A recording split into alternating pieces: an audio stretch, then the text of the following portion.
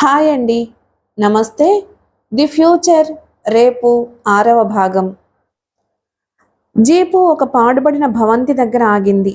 పోలీసులు మాల్యాని అందులోకి తీసుకువెళ్లి ఒక స్తంభానికి కట్టేశారు. మాల్యకి భయంతో ఒళ్లంతా చెమటలు పట్టేశాయి. వాళ్ళు తనను ఎక్కడికి తీసుకొచ్చారో తెలియదు. ఏం చేయబోతున్నారో తెలియదు. ఇక్కడికెందుకు తీసుకొచ్చారు? ఇది పోలీస్ స్టేషన్ కాదుగా అని అడిగింది. టెర్రరిస్టుల్ని ఇలాంటి చోటుల్లోనే ఉంచుతాం, మాట్లాడకుండా నోరు మూసుకో కసిరాడొకడు. మాల్యాన్ అక్కడ కట్టేశాక వాళ్లంతా వెళ్ళిపోయారు.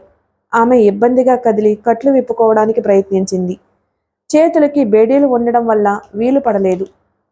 ఊహకందనంత వేగంతో తన పరిస్థితి ఎంత అధ్వాన్నంగా మారిపోయిందో తలుచుకుంటేనే ఆశ్చర్యంగా ఉందామెకు.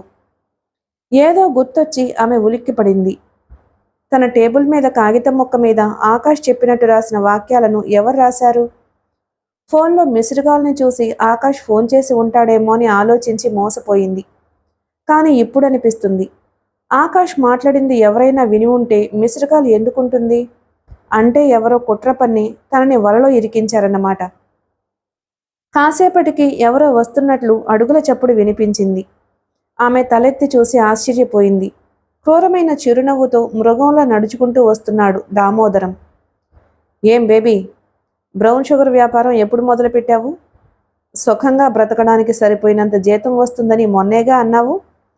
అయినా జర్నలిజం చేసుకునేదానికి ఈ టెర్రరిజం కార్యకలాపాలేమిటి చెప్పు అని అడిగాడు. క్రమంగా మాల్యాకి అర్థమవుతుంది.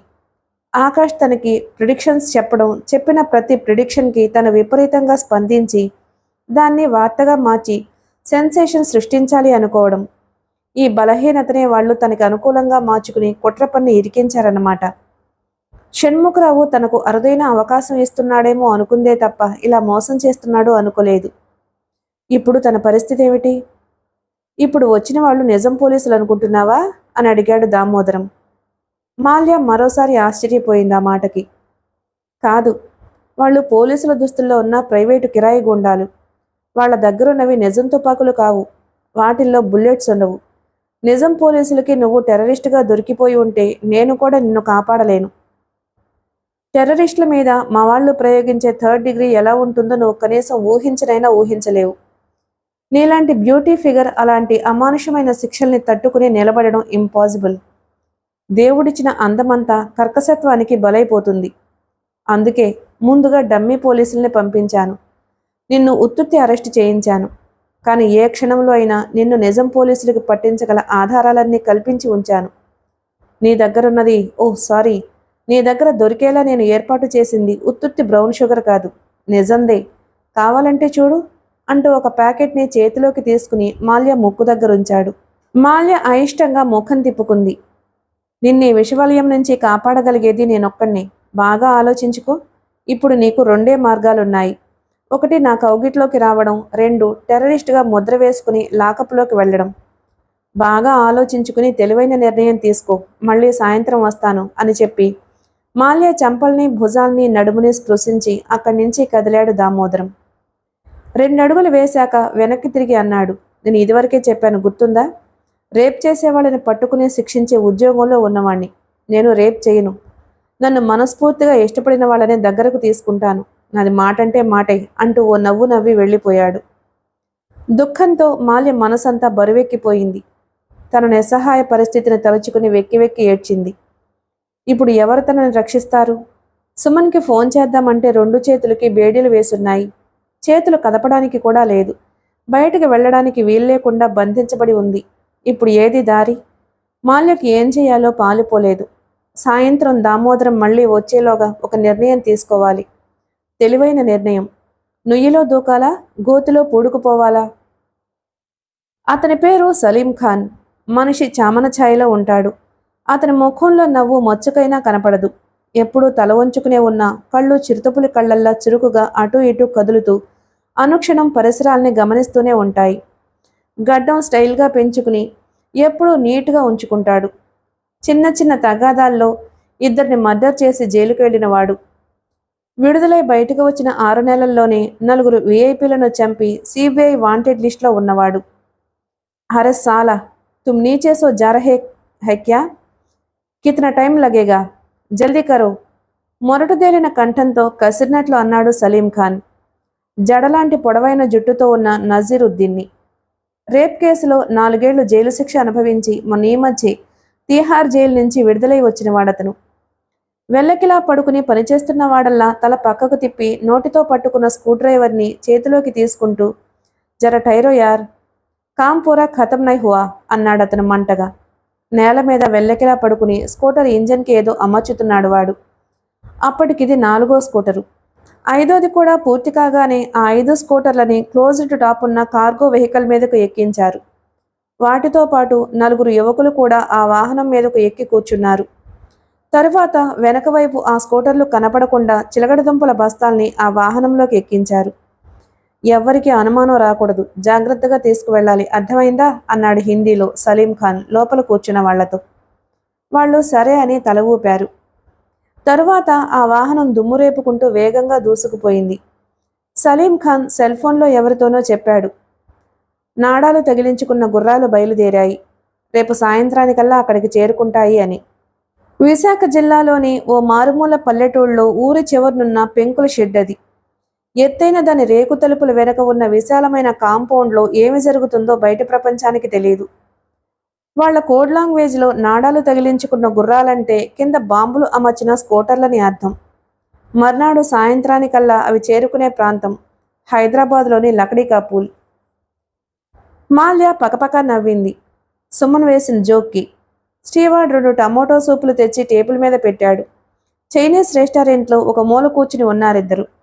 డిమ్లైట్ల కాంతిలో మాల్య ముఖంలోని సంతోషం స్పష్టంగా తెలుస్తోంది.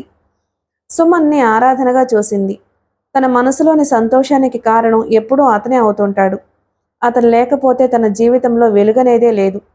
తెలివి తక్కువగా తాను తొందరపడినందువల్ల ఏర్పడిన గొప్ప ప్రమాదం నుంచి కూడా అతనే సునాయాసంగా తనను కాపాడి ఆ విషయాన్ని మరోసారి రుజువు చేశాడు. 2 రోజుల క్రితం దామోదరం డమ్మీ పోలీసుల చేత ఆమెను అరెస్ట్ చేయించి బంధించినప్పుడు నిలువెల్లా వణికిపోయింది. థ్రిల్ వల్ల కలిగే ఉద్వేగంలో ముందు వెనక చూడకుండా అనాలోచితంగా ప్రవర్తిస్తే ఎలాంటి ప్రమాదాలకి గురి కావాల్సి వస్తుందో ప్రత్యక్షంగా చూసింది. షణ్ముఖరావు దామోదరం కలిసి కుట్ర పన్ని ఒక అబద్ధపు వార్తని ఆకాశ్ నుంచి వచ్చినట్లుగా సృష్టించి తనను ఇంచుమించు కిడ్నాప్ చేసినంత పని చేశారు. మాల్యకు నిజంగా చాలా భయం వేసింది ఆ రోజు. తన మీద టెర్రరిస్టు ముద్ర వేసి జైలుకు పంపించడానికి కావలసినంత సాక్ష్యం ముందుగానే సృష్టించి ఉంచారు. పైగా ఆ సాక్ష్యాల్ని నమ్మాల్సింది కూడా వాళ్లే కాబట్టి ఇంకా దానికి తిరిగేముంటుంది. అందుకే వణిగిపోయింది. తన జీవితం, కెరీర్ అక్కడితో ముగిసిపోయినట్లే భావించింది. శారీరకంగా దామోదరానికి లొంగకపోతే ఆ ఉత్తుత్తి అరెస్టే నిజం అరెస్ట్ అవుతుందన్నమాట. సాయంత్రం వస్తానన్న దామోదరం రాక కోసం భయంగా ఎదురు చూడసాగింది ఆ రోజు. అయితే ఆ సాయంత్రం దామోదరం రాలేదు. ఉదయం ఆమెను అరెస్ట్ చేసిన డమ్మీ పోలీసులే వచ్చారు. కట్లు విప్పి ఆమెను విడిపించారు. బయట ఆటో ఉంది, మీ ఇంటి అడ్రస్ చెప్పండి, తీసుకువెళ్తాడు. దొరగారు మిమ్మల్ని విడిచిపెట్టేయమన్నారు అన్నాడు వాళ్లల్లో ఒకడు. మాల్య ఆశ్చర్యంగా చూసింది. ఇది కళా నిజమా అనుకుంది. ఆటో ఎక్కి ఇంటికెళ్ళిందన్న మాటే గాని అసలు ఏం జరిగిందో, దామోదరం తనను ఎందుకు విడిచిపెట్టేశాడో ఎంత ఆలోచించినా ఊహ కందలేదు. చెప్పు సుమన్, ఏం మాయ చేశావు? నన్ను ఎలా విడిపించావు? ప్లీజ్ చెప్పవా అని 8వసారి అడిగింది సుమన్ని. అయితే సుమన్ అంత తేలిగ్గా చెప్పడానికి ఒప్పుకోవడం లేదు. అతడు ఎన్నాళ్ల నుంచి అడుగుతున్న బిఎంకే గురించి మళ్ళీ అడిగాడు. దానికి మాత్రం ఆమె ససేమిరా ఒప్పుకోలేదు. సాంప్రదాయం అంటూ ఒకటుంది, పెళ్లి తర్వాత ఏదైనా అంది. అలాగే నీ ఇష్టం. నేను నిన్ను ఎలా రక్షించగలిగానో అన్న విషయం కూడా పెళ్ళయ్యాకే శోభనం గదిలో చెబుతాను. అంతవరకు సస్పెన్స్ భరించాల్సిందే అని ఉడికించాడు. ఆ రోజు మా ఇంటి డాబా మీద ముద్దు పెట్టుకున్నావుగా, అది బిఎంకే కదా అని అడిగింది. అది నేను పెట్టుకున్నది. నేను అడుగుతున్నది నువ్వు నన్ను పెట్టుకునే ముద్దు గురించి అన్నాడు. ఆమె ముఖం సిగ్గుతో ఎర్రబడింది. చిచి అంది. చిచి అయితే సరే, ఈకేఐఎల్ యుఓవైఎస్ఏ అన్నాడు. అతను అన్నదాన్ని డీకోడ్ చేసి చదువుకుంది. యాజ్ యు లైక్ అని అర్థమైంది. మాల్య అసహనంగా ఫీల్ అయింది. సస్పెన్స్ భరించడం అంటే ఆమెకు వల్లకాని పని అని అతనికి తెలుసు. అందుకే ఆ బలహీనతను అడ్డు పెట్టుకుని బిఎంకే సంపాదించాలని అతని పట్టుదల. అందుకే 2 రోజుల నుంచి ఆమె ఎంత బ్రతిమిలాడినా చెప్పడానికి ఒప్పుకోవడం లేదు. చివరికి మాల్య మెత్తబడింది. ఎంతో మదనపడి ఒక అభిప్రాయానికి వచ్చింది. పోనీలే, ఎప్పటికైనా పెళ్లి చేసుకునేవాడే కదా, ముందుగా ఒక ముద్దిస్తే తన సొమ్మేం పోయింది అన్నదే ఆ అభిప్రాయం. అలా తనను తాను సమర్థించుకున్న తర్వాత ఎంతో కష్టం మీద కేవలం ముద్దుతో మాత్రమే సరిపెట్టుకునే ఒప్పందం మీద అయితేనే అందుకు ఒప్పుకుంటానంది. అయితే సుమన్ కూడా తెలివి తక్కువవాడు కాదు. కేవలం ముద్దుతో మాత్రమే సరిపెట్టుకునే పక్షంలో 2 కండిషన్లు పెట్టాడు. 1, తనతో కలిసి సినిమా చూస్తూ ఒక ఇంగ్లీష్ ముద్దు ఇవ్వాలి. 2, రాత్రి పండువెన్నెల్లో చార్మినార్ పైన ఆకాశం సాక్షిగా నక్షత్రాల సమక్షంలో తీయని కౌగిలింతతో పాటుగా మరో ముద్దు ఇవ్వాలి. ఆ కండిషన్లు నెరవేర్చుకునే పని మీదే వాళ్ళిప్పుడు బయటకొచ్చింది. భోజనం పూర్తయ్యాక ఇద్దరు బయటకొచ్చేశారు. అక్కడి నుండి దగ్గరలోనే ఉన్న ఒక ఇంటర్నెట్ కేఫ్కి దారి తీశాడు సుమన్. ఇదేమిటి, సినిమాకని చెప్పి ఎక్కడికి తీసుకొచ్చావు అని అడిగింది. సినిమా మొదలవడానికి ఇంకా చాలా టైం ఉంది. ఈలోగా మరో థ్రిల్లింగ్ సినిమా చూపిస్తాను, కూర్చో అంటూ ఆమెను పక్కనే ఉన్న స్టూల్ మీద కూర్చోపెట్టాడు. మన ఒప్పందంలో ఇది లేదుగా అంది.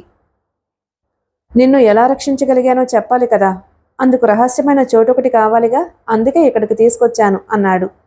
మాల్య మరింక మాట్లాడలేదు.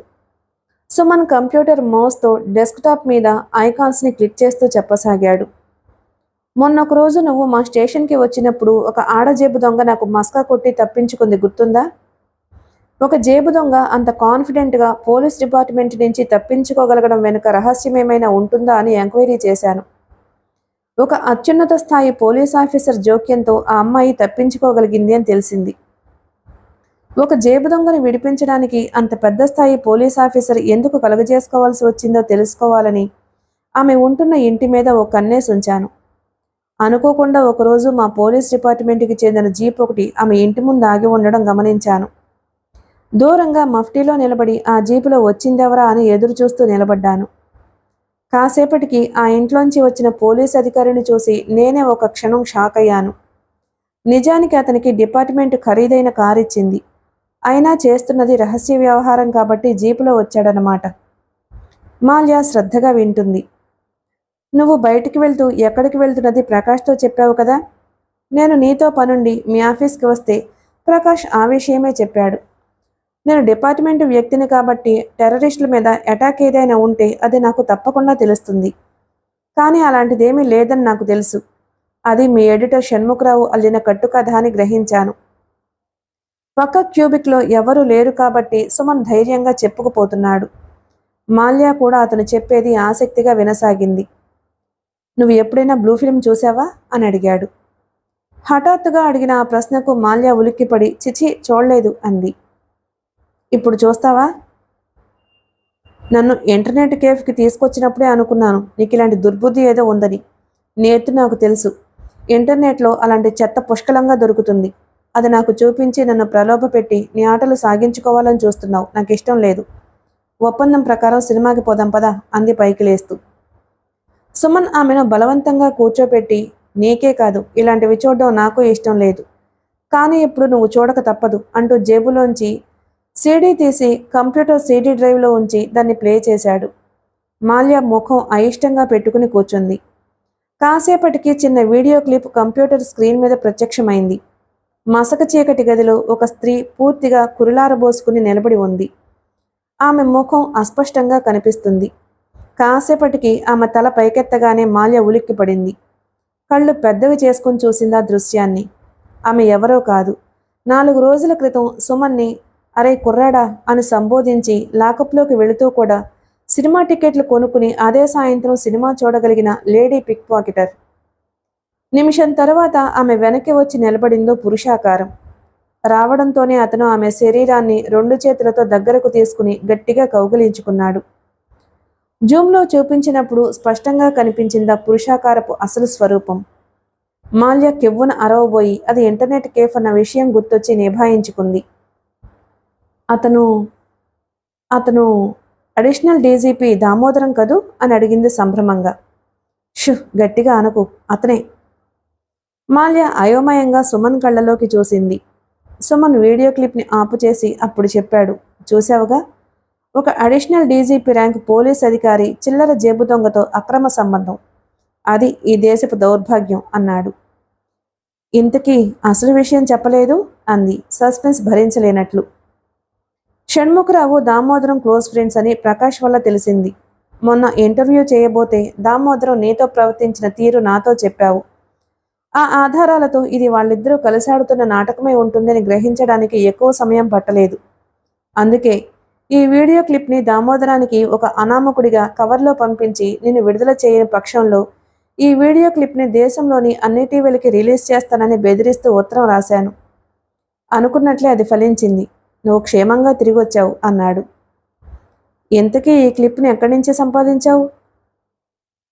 కొంతకాలం క్రితం దామోదరం ప్రోబ్ 15 టీవీలో 25 లక్షలకి బేరం కుదుర్చుకోవాల్సి వచ్చింది అని చెప్పాను, గుర్తుందా? అది ఈ వీడియో క్లిప్ గురించే.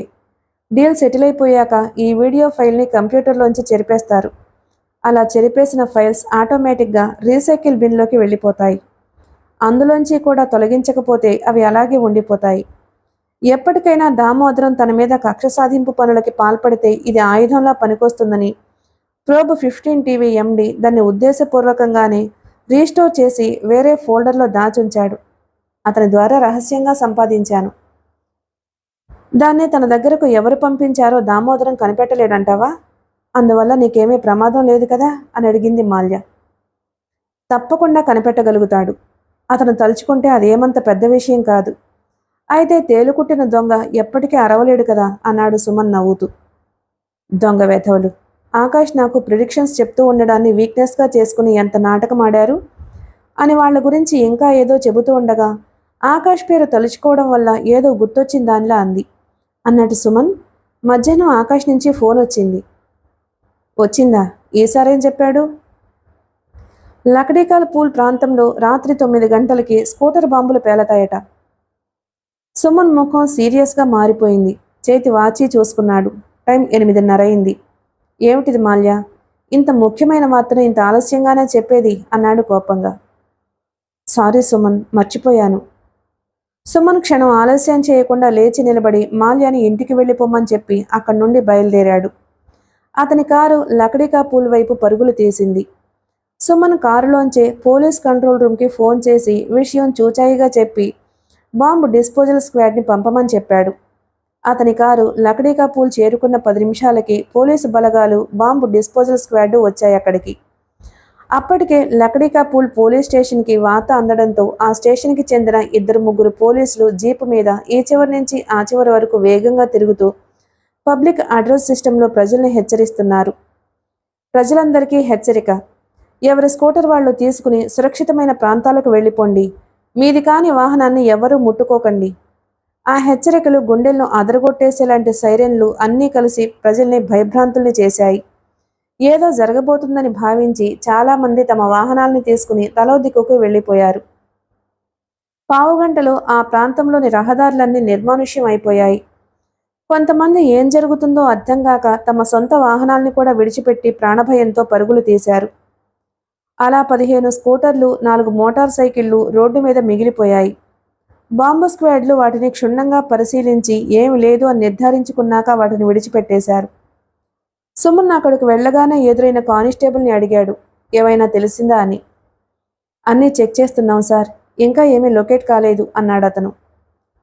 సుమన్ యాంటీ టెర్రరిస్ట్ స్క్వాడ్కి చెందినవాడు కాదు. అయినా వార్త తెలిసింది కాబట్టి ప్రజా సంక్షేమాన్ని దృష్టిలో పెట్టుకుని తన డ్యూటీ కాకపోయినా స్పందించాడు. నిజం చెప్పాలంటే ఆ స్క్వాడ్కి చెందిన వాళ్ళెవ్వరూ ఇంతవరకు ఆ ప్రాంతానికి రానేలేదు. సుమన్కి టెన్షన్గా ఉంది. మాల్యకి ఫోన్ వచ్చిందంటే ఖచ్చితంగా అది జరిగి తీరుతుంది. అయితే అతను ఆకాష్ చెప్పే ఫ్యూచర్ ప్రిడిక్షన్ నమ్మి అతని అభిప్రాయానికి రాలేదు. టెర్రరిస్ట్ గ్రూపుకు చెందిన వాళ్లే దుండగానికి పాల్పడుతూ ఆ విషయాన్ని ముందుగా ప్రిడిక్షన్ పేరుతో హెచ్చరికలు చేస్తున్నారని అతని నమ్మకం. ఏమైనా వాళ్ళ ఆటలు సాగనివ్వకూడదన్న గట్టి పట్టుదలతో ఉన్నాడతను. అంగుళం అంగుళం వెతకండి, ఏ చిన్న వాహనాన్ని వదలొద్దు అని చెప్పాడు. ఇంతలో ఎక్కడి నుంచో ఓ భయంకరమైన పెద్ద విస్ఫోటనం వినిపించింది. అందరూ ఉలిక్కిపడ్డారు. సుమన్తో సహా మరికొంతమంది పోలీసులు ఆ శబ్దం వచ్చిన దిక్కుగా పరిగెత్తారు. ప్రజల హాహాకారాలతో ఆ ప్రాంతమంతా హోరెత్తిపోయింది. రోడ్డంతా చిందరవందరగా స్కూటర్ శకలాలు పడున్నాయి. వాటితో పాటే తునాతునకలైపోయిన 2 మానవ శరీరపు భాగాలు కూడా కనబడి చూసేవాళ్ల కడుపులో దేవినట్లయింది. సుమన్ మనసు వికలమైపోయింది. అమాయక ప్రజల ప్రాణాలను బలిగొంటున్న టెర్రరిస్టు మోకల మీద అంతులేని అసహ్యం కలిగింది. కోపంతో పళ్ళు కొరికాడు. మర్నాడు పేపర్లన్నీ పోలీస్ డిపార్ట్మెంట్ని దుమ్మెత్తిపోశాయి. ఒక దినపత్రిక సేకరించగలిగినంత సమాచారాన్ని కూడా పోలీస్ డిపార్ట్మెంటు సేకరించలేకపోతుంది. జరగబోయే విపత్తు 10 గంటలు ముందే తెలిసిన ప్రజలకు రక్షణ కల్పించడంలో పోలీసు వ్యవస్థ ఘోరంగా విఫలమైందంటూ తీవ్రమైన విమర్శలు కురిపించాయి. ఒక ఖడ్గదారి పత్రిక మాత్రమే పోలీస్ డిపార్ట్మెంటునే సవరిస్తూ రాసింది. పోలీసులు వార్తను ముందుగా తెలుసుకుని ప్రజలకు హెచ్చరికలు జారీ చేసి ఉండకపోతే జననష్టం వందల్లో ఉండేదని, ముందు జాగ్రత్త చర్యలు తీసుకోవడం వల్లే అపార నష్టం జరగకుండా నివారించగలిగారని రాసింది. ఆ వార్త అయినా మాల్యా చొరవ వల్ల వచ్చింది. ఖడ్గధారి పత్రికకు ఈ మధ్యకాలంలో ఏర్పడిన పాపులారిటీ వల్ల, పైగా స్కూటర్ బాంబు వార్తని ముందుగా ప్రచురించింది కూడా ఆ పత్రికే అవడం వల్ల మిగతా పత్రికలు రాసిన వార్తకు అంతగా ప్రాధాన్యం లభించలేదు. కానీ సుమన్ మాత్రం మాల్యా అలక్ష్యాన్ని క్షమించలేకపోయాడు. మర్నాడు కలిసినప్పుడు చెడామడా తిట్టాడు. నువ్వు ఆలస్యం చేయకుండా వెంటనే ఆ వార్తను నాతో చెప్పి ఉంటే స్కూటర్ బాంబుని పేలకముందే డిఫ్యూజ్ చేసి ఉండేవాళ్ళం. ఆ 2 మనుషుల్ని కూడా చనిపోకుండా కాపాడగలిగి ఉండేవాళ్ళం అన్నాడు కోపంగా. నేను ముందుగా చెప్పినా కూడా స్కూటర్ బాంబు పేలుణ్ణి మీరు ఆపలేకపోయేవాళ్ళు. ఎందుకంటే అలా ఆపగలిగితే ఆకాష్ జోస్యం అబద్ధం కావాలి. కానీ ఇంతవరకు ఆకాష్ జోస్యం ఒక్కటే అబద్ధం కాలేదు అంది మాల్యా. Oh shit! జోస్యం జోస్యం జోస్యం అదంతా పచ్చి మోసం. జరగబోయేదాన్ని ముందుగా చెప్పగలగడం ఎవ్వరి వల్ల కాదు. అలా జరగడానికి కుట్రపడిన వాళ్ళు తప్ప. నుదురు కొట్టుకుంటూ చెప్పాడు సుమన్. నరసింహారావు లబోదిబోమంటూ ఇంటికొచ్చాడు. అతను పనిచేసేది పోలీస్ డిపార్ట్మెంట్లో కానిస్టేబుల్గా. మొన్నటి వరకు ట్రాఫిక్ పోలీసుగా చేశాడు. ఉన్నట్టుండి అతని జీతం రెట్టింపు చేయడం జరిగింది. అందుకే అతను లబోదిబోమంటున్నది. అదేమిటండి, జీతం 2 ఎంచక్కా సంతోషించాలి గాని బాధపడతారేమిటి అని అడిగింది అతని భార్య. నువ్వు నోరు మూసుకోవే పిచ్చి మొహమా. జీతం రెట్టింపోయిందని సంబరపడితే జీవితం సగమైపోగలదు అన్నాడు మండిపడుతూ. పోలీస్ డిపార్ట్మెంట్లో ఎవరినైనా యాంటీ టెర్రరిస్ట్ స్క్వాడ్కి మార్చితే వాళ్ళ జీతం 50% పెరుగుతుంది. కానిస్టేబుళ్లకైతే 100% పెంచుతారు. అంతేకాదు, వాళ్ళ పేరు మీద లైఫ్ ఇన్సూరెన్స్ పాలసీ తీసుకుని దానికి ప్రీమియం కూడా డిపార్ట్మెంట్ వాళ్లే భరిస్తారు. ప్రాణాలతో చెలగాటం ఆడాల్సి వస్తుంది కాబట్టి వాళ్ళకు ఆ సదుపాయాలు కలగజేస్తారు. దేశంలో టెర్రరిస్ట్ యాక్టివిటీ అధికం కావడం వల్ల హోమ్ మినిస్ట్రీ అన్ని రాష్ట్ర ప్రభుత్వాలకి యాంటీ టెర్రరిస్ట్ స్క్వాడ్లను బలోపేతం చేయాలని ఆదేశాలు పంపింది. వివిధ కేడర్లలో సుమారు 200 మందిని అందుకోసం గుర్తించడం జరిగింది. నరసింహారావు ఆ 200 మందిలో ఉన్నాడు. అందుకే విలవిల్లాడుతున్నాడు. ఉదయ సంధ్యవేళ వీస్తున్న చల్లని గాలి దామోదరం మనసుని ఆహ్లాదపరచలేకపోతుంది. తన క్వార్టర్స్కి చెందిన లాన్లో పూల మొక్కల మధ్య ఈజీ చైర్ వేసుకుని సురక్ష మ్యాగజైన్ చదువుతూ కూర్చున్నాడు. ఎక్సర్సైజులు చేస్తూ మధ్యలో విశ్రాంతి కోసం ఆ ఈజీ చైర్ వేయించుకుంటాడు. చదువుతున్నాడన్న మాటే గాని అతని మనసు అవమానంతో రగిలిపోతుంది. ఇంతలో షణ్ముఖరావు వచ్చాడక్కడికి. తమ పత్రిక ఆదివారం స్పెషల్ ఎడిషన్లో డీజీపీ దామోదరం గురించిన వ్యాసం పబ్లిష్ చేశారు. కాంప్లిమెంటరీ కాపీ ఇవ్వడం కోసం పనిగట్టుకుని అక్కడికి వచ్చాడు షణ్ముఖరావు. దామోదరానికి ఎదురుగా మరో కుర్చీలో కూర్చున్నాడు. దామోదరం తన మనసును తులిచేస్తున్న ఆలోచనల్ని కాసేపు పక్కన పెట్టి తన గురించిన వ్యాసాన్ని చదువుకున్నాడు. అందులో వాస్తవాల కన్నా అబద్ధాలే ఎక్కువగా ఉన్నాయి. చదివి లోపలే నవ్వుకున్నాడు. ఎవడయ్యా ఇన్ని పచ్చబద్ధాలు రాసింది నా గురించి అన్నాడు నవ్వుతూ. అబద్ధాలు రాయకూడదనుకుంటే నీ గురించి రాయడానికి పాయింట్లే కనపడడం లేదు మరి అన్నాడు షణ్ముఖరావు. అది సరే గాని షణ్ముఖరావు, దాని పేరేమిటి? అదే మొన్న నా దగ్గరికి పంపించావే, దాని పేరు మాల్యా కదూ? దానికి మా డిపార్ట్మెంట్లో బాయ్ ఫ్రెండ్ ఎవడైనా ఉన్నాడా? ఉన్నాడు. ఏ? దామోదరం తన మనసును తొలిచేస్తున్న అవమానాల్ని అతని ముందు వెళ్ళగక్కేశాడు. ప్రోబ్ 15 టీవీ వీడియో క్లిప్ని ఎవడో పేరు రాయకుండా నా అడ్రస్కు పంపించి నన్ను బ్లాక్మెయిల్ చేశాడు. అది తెలిసే అవకాశం కానీ నన్ను బ్లాక్మెయిల్ చేసేంత తెగువ కానీ ఉంటే గింటే మా డిపార్ట్మెంట్ వాడికే ఉండాలి. మాల్యాని విడిపించడానికి ఇదంతా చేశాడు కాబట్టి ఖచ్చితంగా వాడు దాని ఫ్రెండ్ అయి ఉండాలి. పైగా అది నా గెస్ట్ హౌస్కి వచ్చినప్పుడు నేను ప్రోబ్ 15కి 25 లక్షలు ఇచ్చి బయటపడిన సంగతి దాని నోటి నుంచి విన్నాను. కాబట్టి వాడెవడో దాని ఫ్రెండే అయి ఉంటాడు. ఇంతకీ ఎవడవాడు? సుమన్ అని ఏఎస్పీ చెప్పాడు షణ్ముఖరావు. దామోదరం వెంటనే సెల్లో తన పిఏకి ఫోన్ చేసి చెప్పాడు. సుమన్ అని ఏఎస్పీ, అర్జెంటుగా ఆఫీస్కి వెళ్ళి అతని పర్సనల్ ఫైల్ తీసుకురా. 15 గంటలో ఫైల్ అతని ముందుంది. దామోదరం దాన్ని క్షుణ్ణంగా పరిశీలించసాగాడు. ఏ బాస్ అయినా తన సబార్డినేట్ మీద కక్ష తీర్చుకోవాలి అనుకుంటే ముందుగా చూసేది అతని పర్సనల్ ఫైలే.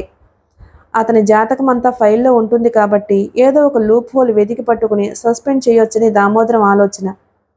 అయితే అతని ఆశ నిరాశ అయింది. ఫైల్ తిరిగేస్తున్న కొద్దీ అతని ముఖంలో ఆశ్చర్యం అధికం కాసాగింది. డిపార్ట్మెంటల్గా వీడి మీద యాక్షన్ తీసుకోవడం కష్టం అన్నాడు ఫైల్ మూసేస్తూ. ఏ ఎందుకని? చాలా సిన్సియర్ ఆఫీసర్ అని మంచి సర్టిఫికెట్లున్నాయి. అన్నిటికన్నా ముఖ్యంగా వాడు వెస్ట్ బెంగాల్లో పనిచేస్తున్నప్పుడు దేశంలోనే ప్రప్రథమంగా అత్యంత సంచలనం సృష్టించిన పురూలియా ఆర్ట్స్ డ్రాపింగ్ కేసులో 6 టెర్రరిస్టుల్ని పట్టుకుని హోమ్ మినిస్టర్ సంతకంతో ప్రశంసా పత్రాన్ని అందుకున్నాడు. అలాంటి వాడి మీద తప్పుడు అభియోగాలు మోపడం చాలా కష్టం.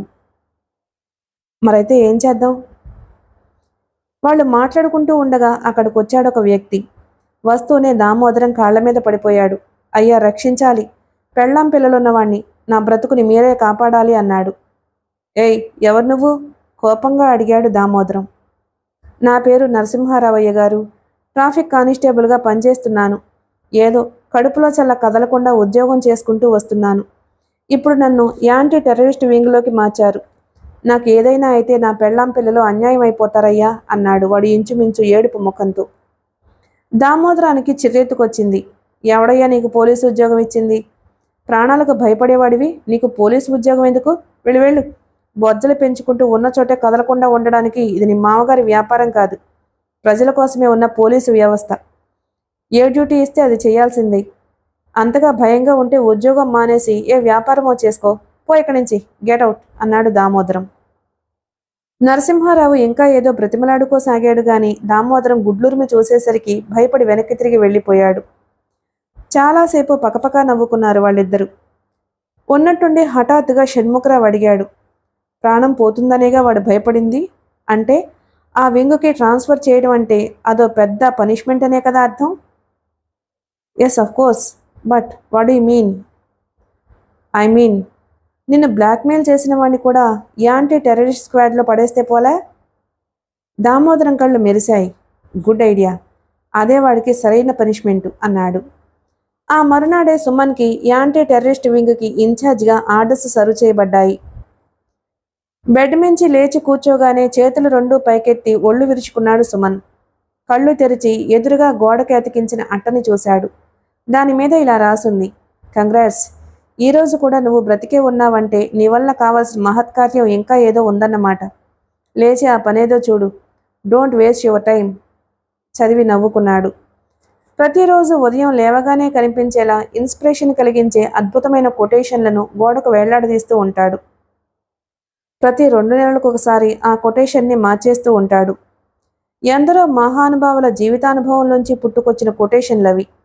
వంట పట్టించుకుని చిత్తశుద్ధితో పాటించగలిగితే ఎలాంటి వాడికైనా సక్సెస్ తప్పదనేది అతని ప్రగాఢ విశ్వాసం, స్వీయానుభవం కూడా. సెల్ ఫోన్ మోగింది. ఇంత పొద్దున్నే ఎవరబ్బా అనుకుంటూ హలో అన్నాడు. హాయ్, గుడ్ మార్నింగ్, నేను మాల్యని. దామోదరం నిన్ను యాంటీ టెర్రరిస్ట్ వింగ్కి ఇన్ఛార్జిగా వేశాడట కదా? ఇదంతా నా వల్లే జరిగిందేమో, వెరీ సారీ. సారీ కాదు, కంగ్రాట్స్ చెప్పు. ఇప్పుడు నేను అధికారికంగా టెర్రరిస్టుల మీద ఫుల్ స్కేల్ యుద్ధం చేయగలుగుతాను. నాకు పనిష్మెంట్ ఇస్తున్నాను అనుకున్నాడు వెర్రి వెధవ. కమిట్మెంట్తో పనిచేయడానికి వీలు కలిగే అద్భుతమైన అవకాశాన్ని నాకు ఇచ్చాడు. ఇది నాకు సంతోషాన్ని కలిగించే వార్తని వాడికి తెలియదు అన్నాడు. కాసేపు మాట్లాడాక ఆమె ఫోన్ పెట్టేసింది. ఉద్యోగరీత్యా తల్లిదండ్రులకి దూరంగా అతని ఊళ్ళో ఒక్కడే ఉంటున్నాడు. అందుకే తన కాఫీని స్వయంగా తానే కలుపుకున్నాడు. కాలింగ్ బెల్ మోగితే వెళ్లి తలుపు తీశాడు. నమస్కారం అయ్యా, నా పేరు నరసింహారావు అన్నాడు వచ్చిన అతను చేతులు జోడిస్తూ. సుమన్ లోపలికి రండి అంటూ వంటింట్లోకి వెళ్ళి కలిపిన కాఫీని 2 కప్పుల్లోకి సర్ది తీసుకొచ్చాడు. నిలబడి ఉన్నారే, కూర్చోండి అన్నాడు కుర్చీ చూపిస్తూ. అయ్య బాబోయ్, తమరి ముందు కూర్చోవడమే, నేను కానిస్టేబుల్ నండి అన్నాడు అతను సిగ్గుపడుతూ.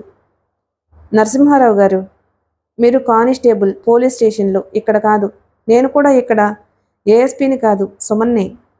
చెప్పండి, ఎందుకు వచ్చారు? ఒక కప్పు అతనికి ఇస్తూ అన్నాడు సుమన్. నరసింహారావు మొహమాటంగానే కాఫీ కప్ అందుకుని తాగుతూ చెప్పాడు. నన్ను యాంటీ టెర్రరిస్ట్ వింగ్లోకి మార్చారయ్యా.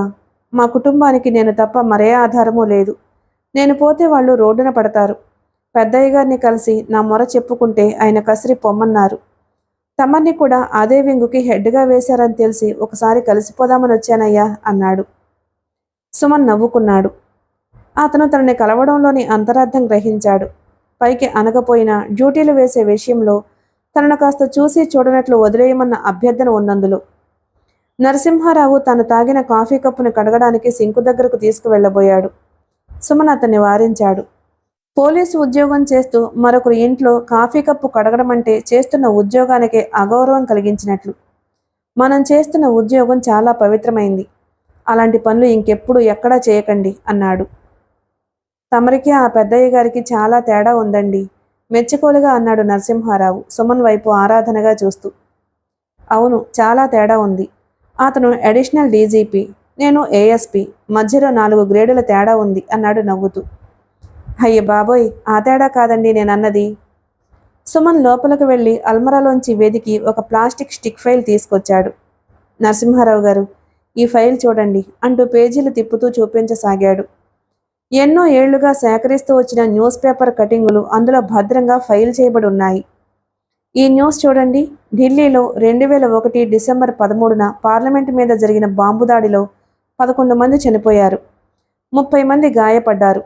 2005లో అక్టోబర్ 29న పహార్గంజ్లోని సరోజినీ నగర్లో జరిగిన బాంబు బ్లాస్ట్లో 59 మంది చనిపోయారు, 155 మంది గాయపడ్డారు. ఇది చూడండి. 1993 మార్చి 12న ముంబై నగరమంతా జరిగిన బ్లాస్టుల్లో 257 మంది చనిపోయారు, 713 మంది గాయపడ్డారు. 2003 ఆగస్టు 25న గేట్వే ఆఫ్ ఇండియా, జవేరీ బజార్ల మీద జరిగిన దాడిలో 50 మంది చనిపోగా 150 మంది గాయపడ్డారు.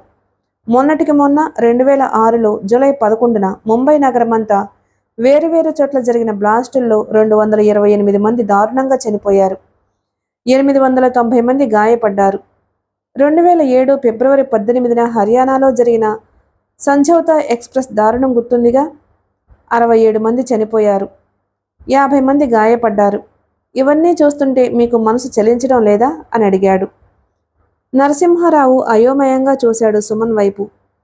ఇదంతా అతను ఎందుకు చెబుతున్నాడో అతనికి అర్థం కాలేదు. ఈ కిరాతకాలు జరిగినప్పుడు తీసిన ఫోటోలు చూడండి. ఎంతమంది సామాన్య ప్రజలు చనిపోయిన ఆత్మీయుల మీద పడి దుఃఖంతో విలపిస్తున్నారో చూస్తుంటే మనసు కలిచివేయటం లేదా? నేను మీకు చూపించినవి మచ్చుకి కొన్ని ఉదాహరణలు మాత్రమే. దేశంలో టెర్రరిజం రోజురోజుకి మర్రి చెట్టులా ఊడలు వేసుకుపోతుంది. ఇదంతా అబద్ధం అనుకుంటున్నారా? కంటికి ఎదురుగా కనిపిస్తున్న పచ్చి నిజం. ప్రతిరోజు మన చుట్టూ జరుగుతున్న మారణకాండ. ఈ దారుణ హత్యాకాండను అరికట్టాల్సిన ఉద్యోగంలో ఉంటూ మనమే వాటికి భయపడితే ఇంకా ఈ ఘాతుకాల్ని ఆపేదెవరు? సామాన్య ప్రజల్ని ఆదుకునేదెవరు చెప్పండి అని అడిగాడు. నరసింహారావు మాట్లాడలేదు. ఆ మారణకాండల లిస్టంతా చూసేసరికి అతనిలో భయం మరింత పెరిగింది. టెర్రరిస్టు కార్యకలాపాల గురించి సినిమాల్లోనూ టీవీల్లోనూ చూడడమే తప్ప దానికి సంబంధించిన పూర్తి సమాచారం అతనికి తెలియదు. సుమన్ సేకరించిన పూర్తి సమాచారం అతను గనక చూసి ఉంటే బహుశా ఆ రోజే ఉద్యోగానికి రాజీనామా ఇచ్చి పారిపోయేవాడేమో. ఏది ఏమైనా మీరు భయపడుతున్నారు కాబట్టి ప్రాణాలకు అంతగా ప్రమాదం లేని చిన్న చిన్న పనులే మీకు ఇవ్వడానికి ప్రయత్నిస్తాను. నేను కొన్ని ఫోన్ నెంబర్లు ఇస్తాను, అవి ఎక్కడి నుంచి వచ్చాయి, ఎవరు చేస్తున్నారు లాంటి వివరాలు సేకరించండి అంటూ ఇదివరకు మాల్యా సెల్ ఫోన్కి ఆకాష్ ఎక్కడెక్కడి నుంచి ఫోన్లు చేశాడో ఆ నెంబర్లన్నీ ఇచ్చాడు. అలాగేనయ్యా, ఉంటాను, నమస్కారం. నరసింహారావు వెళ్ళిపోబోయాడు. సుమన్ వెళ్ళిపోతున్న వాడిని చిటికవేసి పిలిచాడు.